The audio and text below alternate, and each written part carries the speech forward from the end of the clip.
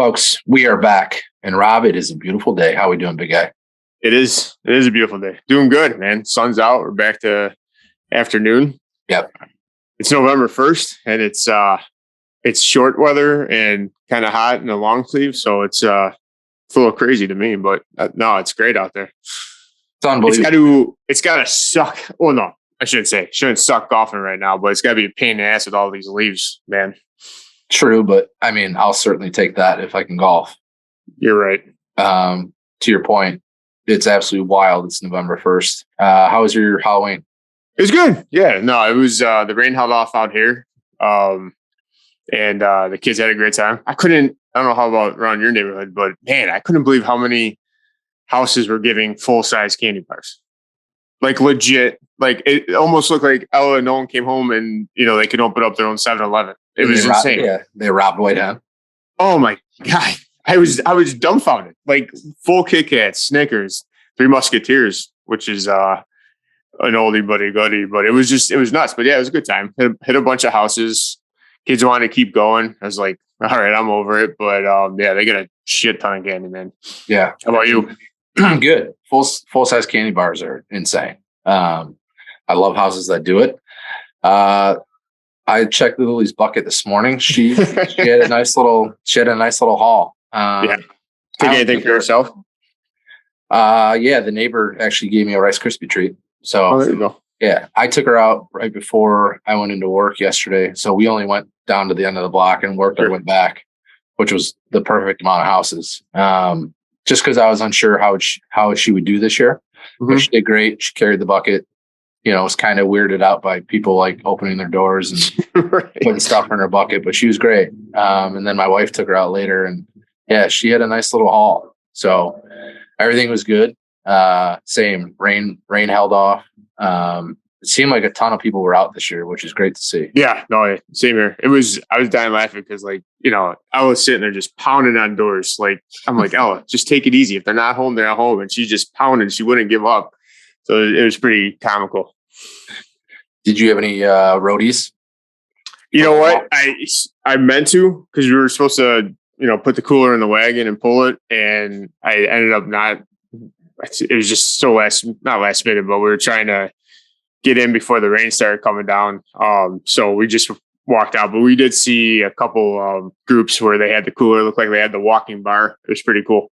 Nice. Speaking of, I know you saw it because you texted me about it. What is up with this Mountain Dew seltzers?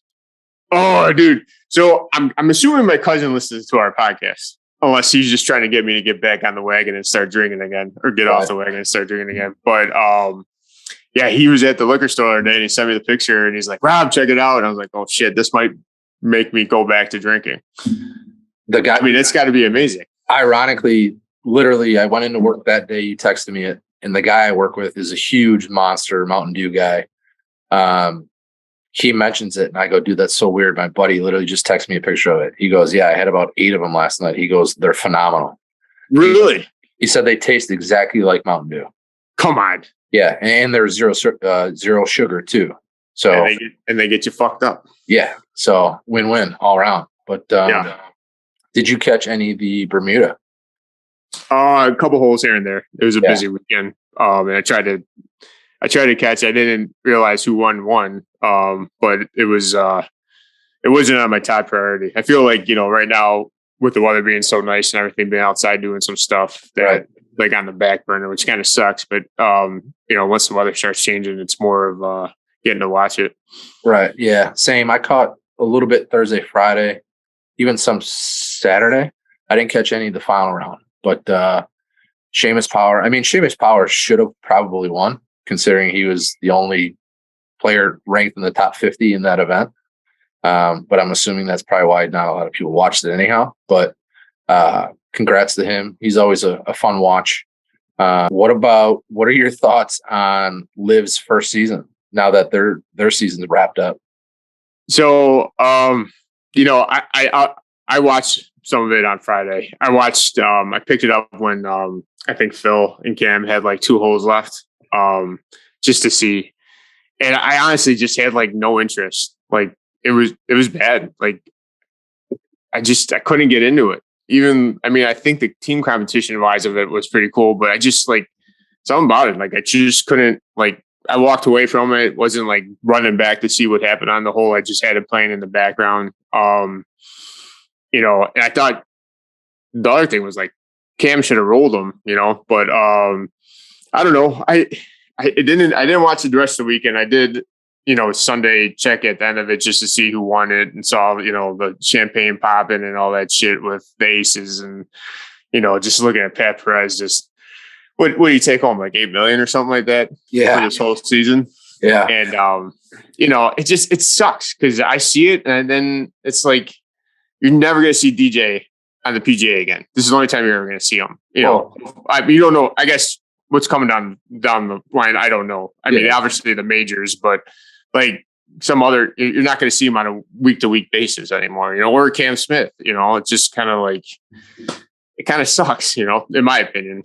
Correct. So you kind of know my stance on it. I've been pretty open to live all year, but here's the thing, Rob, is it's all the telecast for me. I've yet to watch one round of live to put on YouTube, and like dedicate time aside to go watch it. So it kind of speaks volumes when I've been super open about it. I like the idea.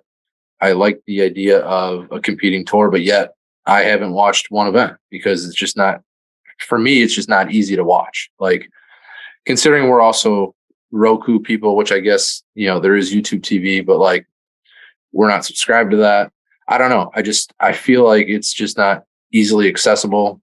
Not to say that, the PGA Tour is very easy to find either when they're switching back and forth. But I'm assuming a lot of people have the same kind of thought considering they only had 35,000 viewers for like. Yeah, I turned it on Friday. I was like, oh my God, these numbers are terrible for what's supposed to be their big championship. Right. It was just, But to my question, I mean, for the first year, I would say it was probably a pretty successful. I'm sure they're still working a lot of things out. I heard Norman say that there's going to be a total of like 60 players on the roster now. I saw that. What was it yesterday? They're saying they're going to get a couple from the top 10, supposedly. Yeah. So like, I'm still very curious and interested in what they're going to roll out. I'm wondering how that's going to work with, people now leaving. The payout was insane. What was it, like 50 something million for the final event? Oh yeah, because they took 16 million for taking the championship or something like that, right? I think 18. And then to your point, Pat Perez, in one season on Live, just made a third of his earnings that he made, on the PGA Tour the last 20 years. And you don't know what any of these guys. Well, some of them we do, but we don't. Did we know? Did you ever know what his signing bonus was? No. Yeah, that too. So.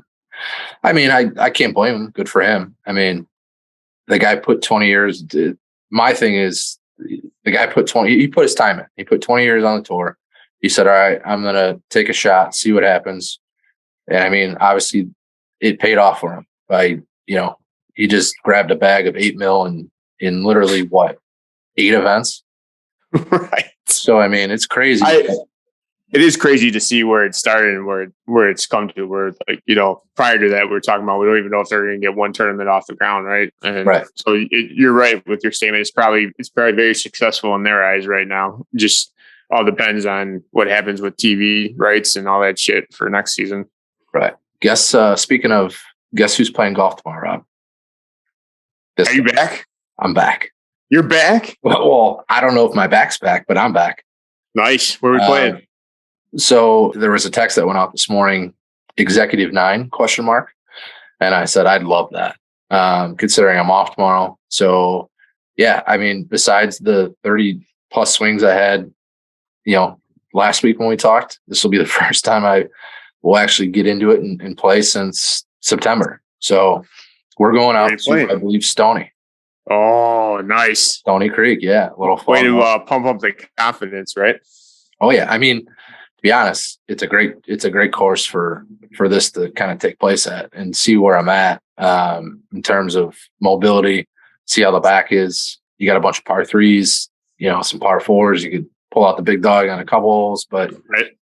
I'm just excited to be outside. And like, I feel like I just haven't, besides going to work, like in working around here, like I haven't just been able to enjoy outside. Right.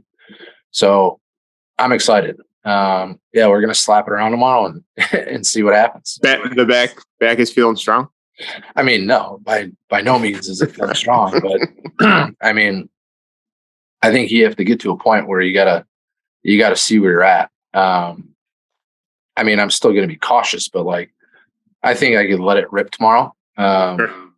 I probably won't be swinging 100%, to be honest, and I'll probably be very wary of that, like with driver and some other shots. But yeah, I just want to slap around, make some good contact, maybe hole a couple putts, and have a day. There you go. Well, I'll admit I'm jealous. Even that sounds like a lot of fun, especially being at Stony Creek. I don't think I've played there since, I don't know, college. It's such a fun little track, like especially now. There's so many different holes. You could work on a lot of good stuff there. A lot of short iron work goes in there. Range is kind of dog shit, but it's a fun little spot. Yeah. I think Rita had their invitationals there when I was in high school. Really? Mm-hmm. Yeah. How are you doing? How's your back feeling? Good. So the doctor again this morning.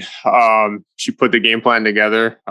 So it's just kind of hyperextended where your pelvic, and your spine meet, and it's just going to be a process. She said don't push it too much, but it was kind of funny when I was sitting in the waiting room. They have like a TV screen going, and the screen the screen that or slide that popped up was for golfers. It just like listed out things you should do prior to your round and in your round to keep your back safe. Pretty much, it's like, oh shit, that's going to be me.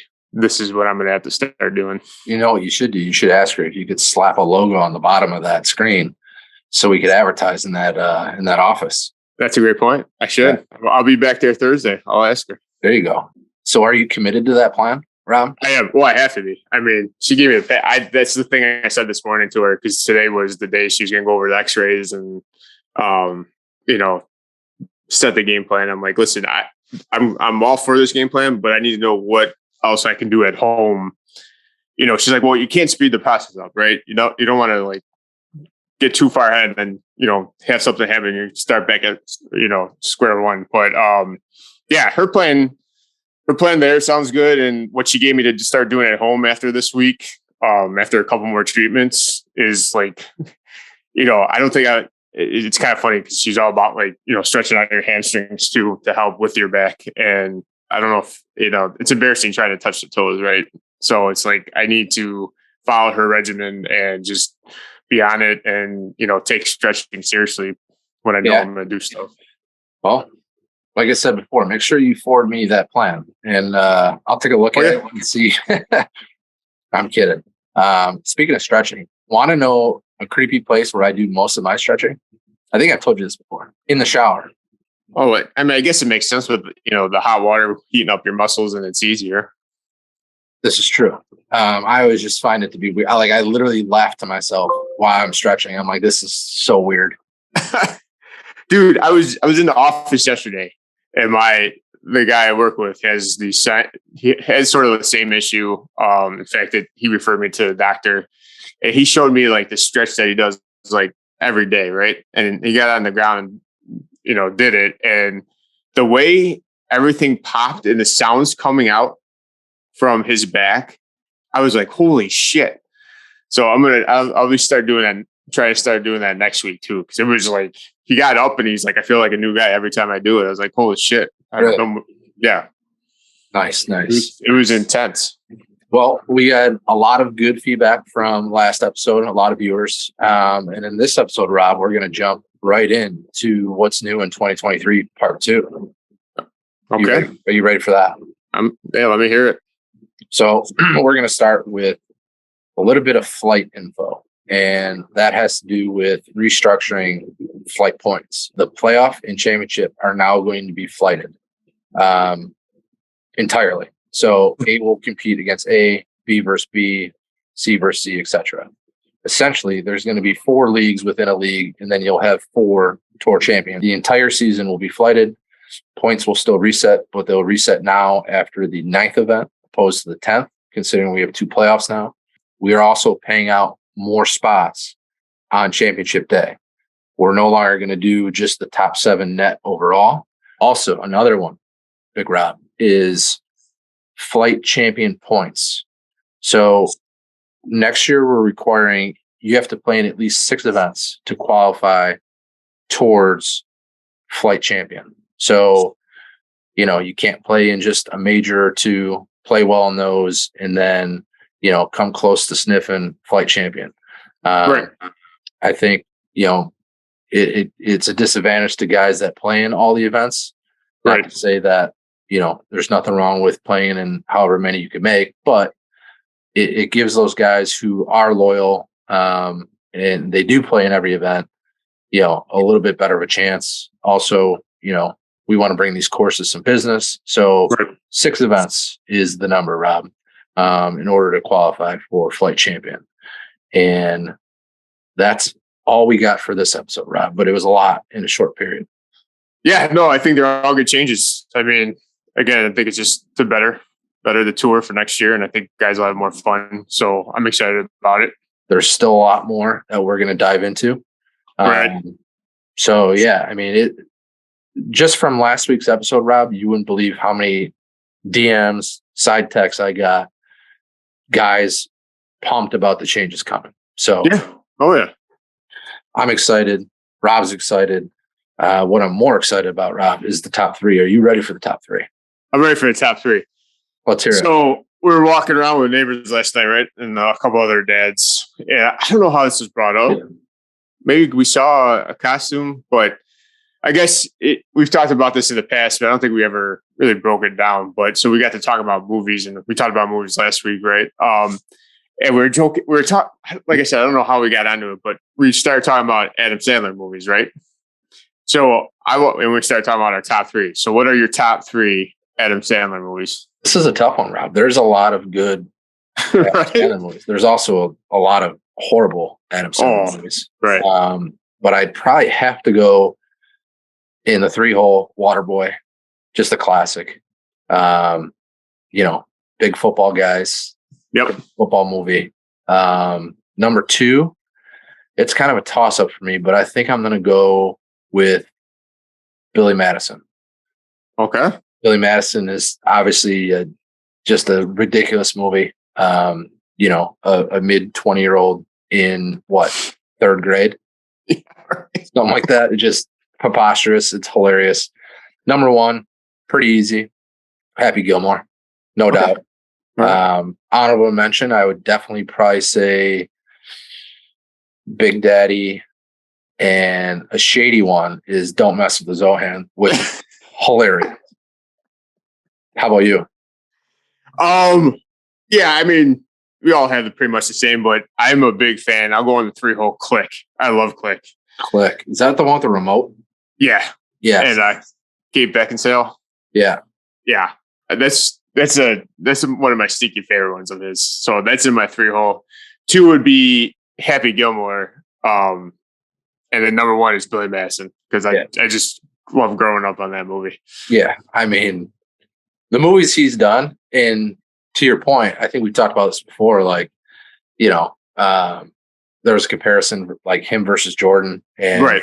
The amount of movies that he put out like in a short time were just, I mean, there's a ton of classics. It seems like is it Happy Gilmore production? Yeah. Mm-hmm. Yeah. It seems like obviously all of those movies where it's like him and all his boys are obviously the best. Shout out Grandma's Boy. I love that. Is that a Happy Gilmore's production? I think it's gotta be. I gotta imagine that is one. Yeah, he's not in that though, is he? No, it's just his caddy from Happy Gilmore. Yeah. I mean, Grandma's Boy is in my top 10 comedies of all time. Oh yeah. I caught that the other night. I almost pissed myself. It's unbelievable. Another great episode, Rob. More coming, obviously, in the next episode.